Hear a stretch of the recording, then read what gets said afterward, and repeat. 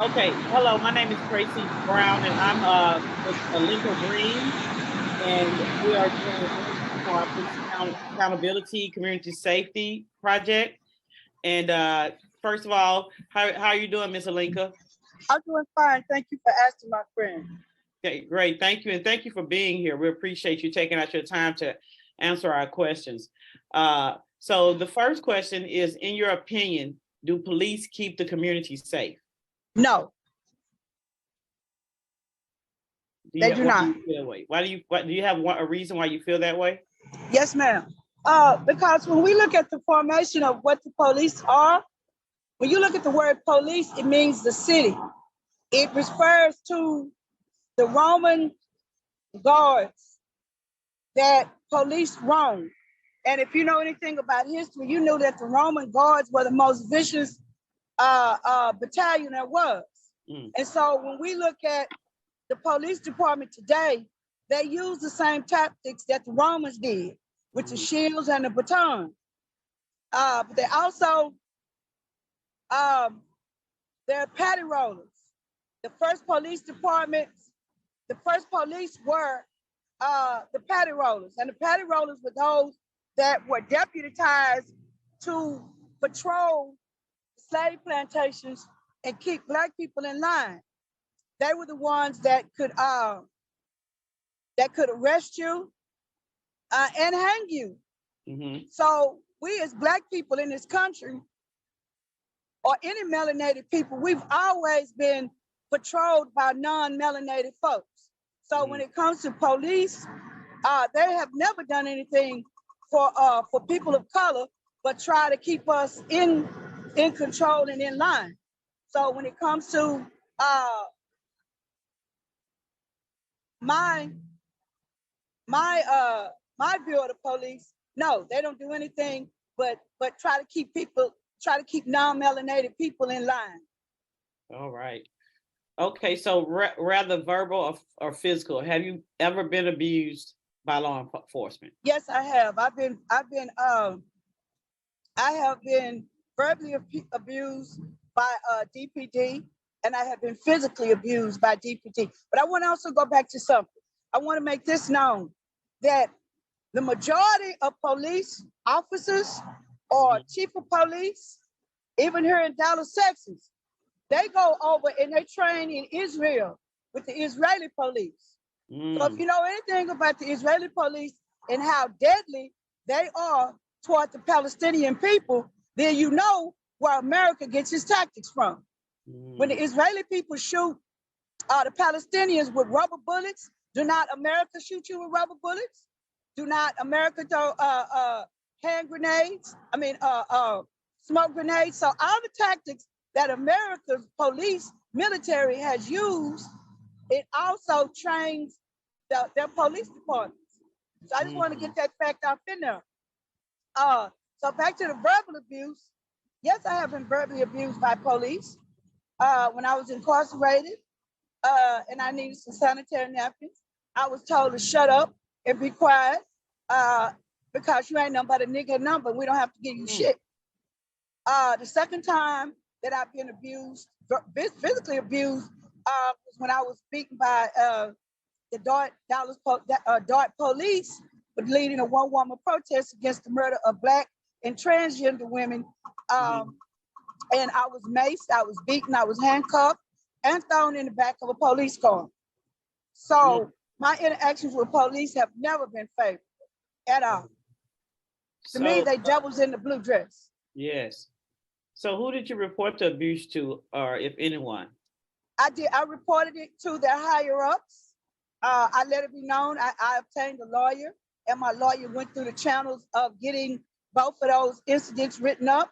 But as you know, and I know that due to the blue shield and the blue wall, both of those write-ups were not honored.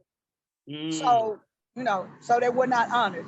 And the second officer, the one that physically abused me, she was moved from her post. She went on and retired because it was not safe for her to keep on patrolling in the area that she was patrolling because it was too many write-ups and too many complaints about this officer in this general area. So they felt that for her safety, it was best that she be moved, not the people's safety, but for her safety. And that was a win. Yeah. So that brings me to my next question. Do you believe reporting police abuse to law enforcement is an effective way to seek justice, such as IAD? Do you think Yes, that's it is. you Yes, think it is. I that's do. effective? Okay. Yeah, I do. And the reason I believe that is because when I went and reported the officer that abused me, Mm-hmm. the chief of command, when I walked in with my lawyer, and I let him know this is my lawyer, we charging this right over. As we were leaving out, the chief of command said, I didn't believe she was gonna come back. Mm. See, so even if you don't win, it's the point that you went and wrote them up anyway. Yes. And they got to say something to them, even if it's a verbal warning or, let them know, hey, you got to watch your step because there are people out here that do come back. Mm-hmm. Exactly. So they, they will put on notice that, especially when you come in with a lawyer, if you just, you just not, I'm gonna tell you like this here. You got to be lawyered up when you deal with these people. You got to be lawyered up. You can't go in there playing with them because they gonna have theirs. In Dallas, Texas, if an officer shoots somebody, he got 72 hours to get his stuff straight. Mm-hmm. You know what I'm saying? Mm-hmm. They gonna lawyer up. They got the union. They got the Federation of the Police, Fraternal Order of Police that's taking care of them. So if you're trying to, deal with a case where you have been abused, you need to have a lawyer, or you need to have some type of legal aid that will have your back. Because trust me, they're gonna have theirs. Exactly. So do you think law enforcement is capable of fixing internal issues? I don't think so, because in order for them to fix the internal issues, the whole system has to be dismantled. The whole system. You cannot I look at it like this right here. If it's a cancer, you just can't deal with the sore that's on your arm. You got to go in there, you got to pull that whole tumor out. Mm-hmm. Mm-hmm. You got to get off in there, and you got to find that whole tumor. You got to go in there and remove it. You can't pull out half of the tumor and say it's going to be okay. Mm-hmm. It's like Malcolm say, you stick a knife 9 inches in my back, and then you pull it out 5 inches. That's not accommodation. The whole system has to be dismantled. Wow. And the whole system has to be looked at as what it's for and how it was developed. And that's what people don't want to deal with. They don't want to deal with the whole system. And we can protest and be in the streets, which is good, but if you have a list of demands and you take it to the body that offended you and they say, okay, we're gonna take care of it, then there's no need to get out there and protest. But when you have the body that is systematically rooted in white supremacy, you cannot win against that. You can rattle, but the things that's gonna change it is policy and procedures. Yeah, that's what's gonna change it. We can be in the streets and we can rattle and we can go and do all that, but until it's put on paper, until there's something in writing, and then they still might not honor that because the Constitution says that I am every man has a right to I have a right to I have rights, but because I'm a Black woman, that Constitution is null and void.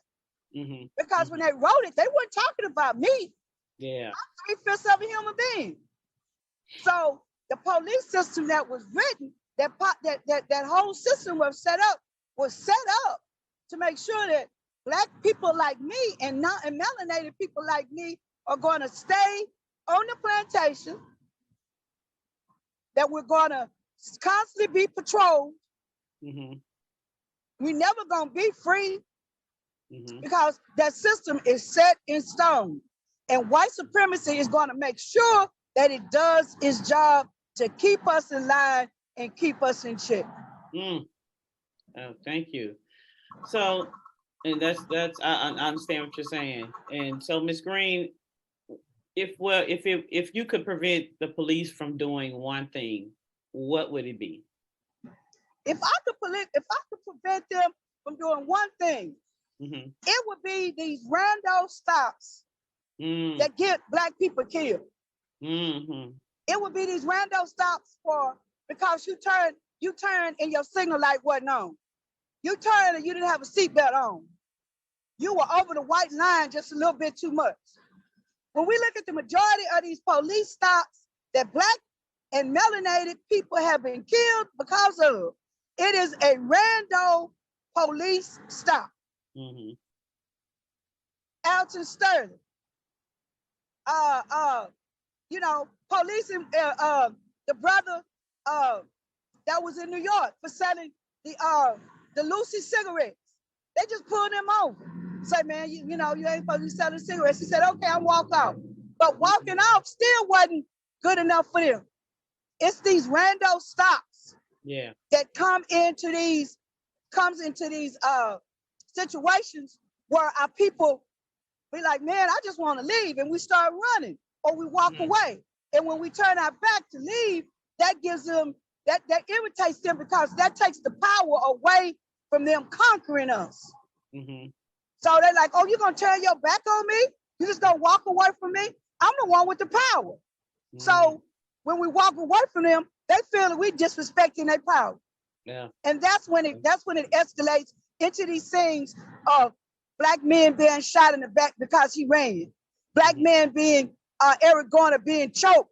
I can't breathe because he decided to leave, but the police officer wants to stand there and verbally abuse him. Who wants to be complicit in their own demise? If I know I can get away from you, I'm gonna try to get away from you. Because if I know how to do anything, when we look at Tyree Nichols, he said, man, stop. All I want to do is get home. I ain't got nothing on me. But that wasn't good enough for them.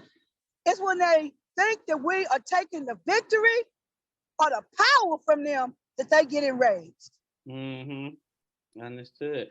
So with that being said, if you could, would you enforce a rule or a law on law enforcement as a safety precaution? Yes. What rule would you enforce on them as a safety precaution? I would stop these rando attacks. I would stop these random stops in the Black community the way that they're doing. You develop a law everything is not a traffic violation. Mm-hmm. I would stop this. I would stop this real serious policing of Black bodies in these communities. When we look at Tyree Nichols, his family lived in a very middle class neighborhood, working class Black people, not bother nobody. But the police force decided they want to come in and set up a camera to get perceived or presumptuous narcotic transactions that wasn't going on in their community. And they start policing the community. When the Black kids were walking home from basketball practice, the police were, where you going? Where you coming from? Mm-hmm. So it has to be that you have to stop policing our Black bodies in our Black communities to the point where we get killed. I'm in Highland Park right now, which is a part of SMU. Mm-hmm. I don't see no police cars. What I see is Black people walking down the street, going to their restaurants, football players over here playing. I see basketball players. You don't see all of that. Mm-hmm. They have their own security. I've never heard of a shooting in Highland Park because they have their own security police force. But right across the street, I'm in Dallas, Texas. There's 3 or 4 police cars down the street from me. Mm-hmm. So it's about who has the power, who has the money, who calls the shots. Mm-hmm. Because Highland Park is a $1 billion community. Mm-hmm. Over here where I live at, it's melanated people. So it's patrolling other melanated people. We ain't got no power on this side. I'm on the freeway. And so one side is Dallas, the other side is Highland Park. It's totally different. So it breaks down again, who has the money, who has the resources, Who calls the shots? Yeah, yeah. So could we improve community safety by investing in community vulnerabilities such as food insecurities, housing? You think that would improve the community, or are there some other things that you think that you can think of that would Yeah, that we can invest in? yeah. I mean, but we still got to look at it. Even if we do get better housing, even if we do get better grocery stores, we're still Black people. They still gonna want to come in and patrol us. I don't care if I live in $1 million home. I don't care if I drive a Jaguar. You tell me how many times you turn on the TV and you see Black men that have all this money, police still put them over. You could have a central market in a Black neighborhood, but guess what? They still gonna patrol it because guess what? Negroes ain't supposed to have that type of anything. No, okay. But when we come together, we put our money together and we come together and we have our own organization like Highland Park do. That changes. But long as we don't have money, and I take it back, even with money, you still a nigga to them. Only thing it is, you just a nigga with a lawyer. Oh wow. Wow. So As, what type of resources Simpson. could we use? What type of resources could we use instead of police to address our vulnerabilities of the community? Well, I think we could use what what have we a safe had. community. What other resources could we use instead of police? Well, I think what we need to go back to community patrolling like the Black Panther Party. No. When the Black Panther Party was patrolling, that was no drugs. That was no crime. Because you knew that the party was serious. Police, policing of our own people. And again, like I said, of course, we need better housing, we need better groceries, but that's not gonna stop them from coming in until that whole system is dismantled. Okay, I see what you're saying. It's not gonna work. That's again saying that you take out half of the council, all of it has to be removed. I see. So if you were to redefine community safety, what would it be or look like? If you were to redefine community safety, I know you said about Black Panther Party. Is there anything else that, if you could redefine community safety, what would it be or what would it look like to you? Well, community safety would look like that everybody has a say-so of what goes on in that community. There are monthly town hall meetings. We elect who we want to be on our, on our community board, our safety board. We have a say-so in that structure. We write policies and procedures. We design our own community. That's what it looked like, that we are in charge of it. That we have stakeholders that we trust, that we know are going to do the job. Everybody has input into buy-in on what our community looks like. So it's a community gathering. It's a community that works together. You know what I'm saying? So and I say that when you look at the Jews, you're not gonna go into their community and try to tell them what to do. They're already organized. They got their own security force. They got everything that they need. They don't need no outside police action, because if somebody acts up in their community, they gonna handle them. And if they can't handle them, once they finish dealing with them, they're gonna hand them over to the police. They're gonna hand them over to that jurisdiction, but they as a community, they gonna handle them people. Got it. So we should be able to handle our own people. Yeah, but we don't get that luxury. We don't get that luxury of saying, okay, we know Ray and them over there selling dope. We're finna go over there and deal with Ray and them. We're not gonna kill them, but Ray and them finna get up out of here. You see that with the Italians. The Italians don't call no police. When something go down in their community, they handle it themselves. Understood. And a people that don't have protection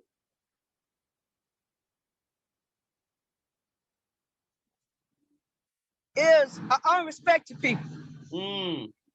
That's why other races don't respect us. Because we If we can't protect ourselves and we're powerless people, that's why other races don't respect us. Got it. Okay. Because if you can't protect your own, how we gonna respect you? Yeah. You powerless. And we're made that way on purpose. When they put these drugs in our community, when they put all this foolishness in our community, yeah, and they distract us from the serious issues of building community, and we go off on a tangent of the brand new this and the brand new that, the Super Bowl this and who rapping this and who rapping that. They're building generational wealth. We still arguing over who gets to sell rocks up on the corner. That's why they don't respect us. You name me any black institution. Do we have any black institutions? Do we have any black banks? Do we have any black hospitals? Where's our black army? Where's our black navy? Marcus Garvey was saying this back in the 1920s. Black man, where is your navy? Black man, where is your army? That is why you're not respected, because you don't have anything to protect you that comes from you. The closest thing we ever had to a resource of power was Tulsa, Oklahoma. And you see, they bombed that with the help of the Oklahoma government. Yes. So what else makes us think that in 1921 is any different than 2023? Because they still beating us. They still disfranchising us. And we still talking about building the Black Wall Street while they beating us in the streets. Come on now. Yeah, you're right. A powerless people is an unrespected people. I hear you loud and clear. I hear you. Well, I do appreciate your time, and we're gonna keep fighting to let's work together to change some laws, because the only way we're gonna get laws changed is that we could continuously bring these issues in the forefront, and we come together and we make these issues known, and we collaborate and we keep working together, to keep pushing these elected officials to do the right thing. So right, and they have to be elected officials that are going to get in there and going to do the work. Exactly. They just cannot be seat warmers. They've got to be people that's going to work for the people. And if they don't work for the people, they got to get their asses up out them seats. We don't need bench warmers. That's right.